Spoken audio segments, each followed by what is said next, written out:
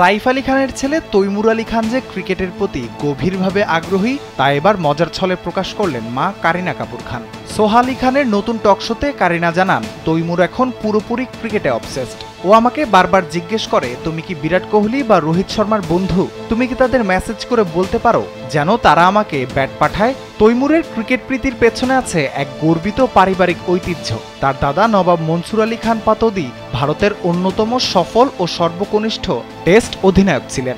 শুধু তাই নয়, তার বড় দাদা খেলেছেন ইংল্যান্ডের কাউন্টি ক্লাব ওরচেস্টারের হয়ে, আর পাতৌদি নিজে খেলেছেন সাসেক্সের হয়ে।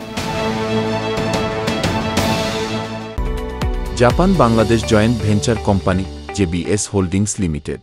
লন্ডনের একটি ক্রিকেট একাডেমিতে তৈমুরের কোচিং নেয়ার একটি ভিডিও আগেই ভাইরাল হয়েছিল। সেখানেই দেখা যায় সাইফ আলী খান তৈমুরকে বোঝাচ্ছেন, কাউন্টিগুলো হলো ক্লাবের মতো। তোমার বড় দাদা খেলতেন ওরচেস্টারের হয়ে আর দাদু ছিলেন সাসেক্সের অধিনায়ক। সেই মুহূর্তে তৈমুরের চোখে মুখে আগ্রহ আর কোচের মুখে বিস্ময়। একটি ভিডিওতে দেখা যায় তৈমুর বাবাকে ইয়র্কার বল করে আউট করার চেষ্টা করছে।